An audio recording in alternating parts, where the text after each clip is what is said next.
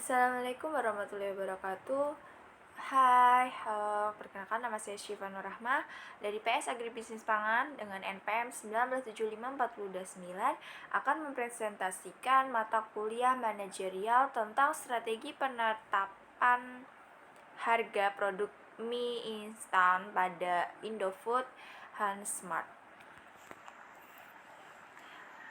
Penjualan mie instan di Indonesia memperlihatkan suatu peningkatan yang positif, walaupun sempat mengalami suatu penurunan produksi.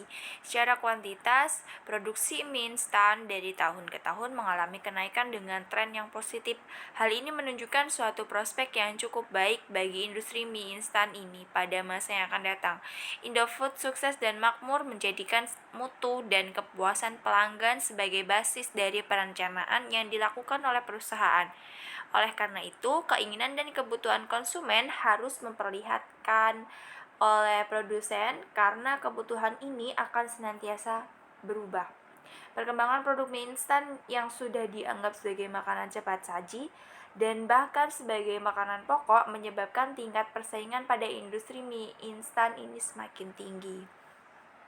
Kemudian ada pun metodologi. Yang pertama, tempat dan waktu. Tempat pada laporan ini dilakukan di Hansmart di Jalan Komarudin, Kecamatan Natar, Kota Bandar Lampung, Lampung. Teknik pengumpulan data yang pertama yaitu observasi dan dokumentasi. Lalu pembahasan tingkat persaingan yang tinggi ini dapat menyebabkan pergeseran loyalitas konsumen mie instan produk Indofood kepada mie instan produk yang lain. Kondisi ini mendorong perusahaan untuk senantiasa melakukan riset pemasaran yang dilakukan terhadap konsumen, sehingga dapat diketahui kebutuhan dan keinginan konsumen akan suatu produk mie. Tingginya pangsang pasar mie instan mengharuskan perusahaan-perusahaan yang ada untuk berhati-hati, sehingga perusahaan dituntut untuk selalu mengevaluasi dan mematangkan strategi pemasaran yang dijalankan. Yang pertama yaitu pengaruh biaya promosi dan biaya distribusi terhadap penjualan. Pengaruh biaya promosi dan biaya distribusi terhadap penjualan di minimarket Hansmart produk Indofood dalam bauran pemasaran dikenal dengan produk, harga, promosi, dan distribusi yang ditujunya, yang tujuannya untuk meningkatkan penjualan. Promosi adalah kegiatan pemasaran yang sangat penting bagi perusahaan untuk memperkenalkan produknya kepada konsumen. Sedangkan distribusi merupakan proses pendistribusian produk dan biasanya sesuai dan terorganisir sehingga terjadi keefektifan penjualan. Lalu yang kedua yaitu saluran distribusi. Setiap perusahaan, barang dan jasa tidak akan lepas dari masalah penyaluran barang yang dihasilkan atau barang yang akan dijual ke konsumen. Para produsen berhak menentukan kebijakan distribusi yang akan dipilih dan disesuaikan dengan jenis barang serta luasnya armada penjualan yang akan digunakan.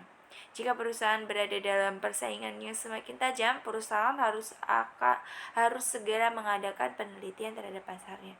Penelitian tersebut untuk mengetahui kebutuhan serta selera konsumen dan jika mungkin menstimulir permintaan serta menciptakan langganan.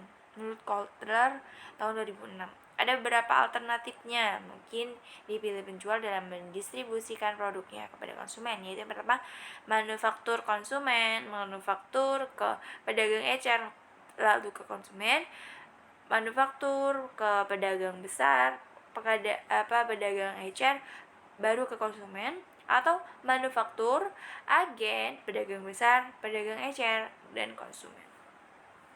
Lalu, ada pun teori-teori dari strategi pemasaran promosi. Yang pertama yaitu promosi adalah suatu usaha dari pemasaran dalam menginformasikan dan mempengaruhi orang atau pihak lain sehingga tertarik untuk melakukan transaksi atau pertukaran produk, barang, atau jasa yang dipasarkan.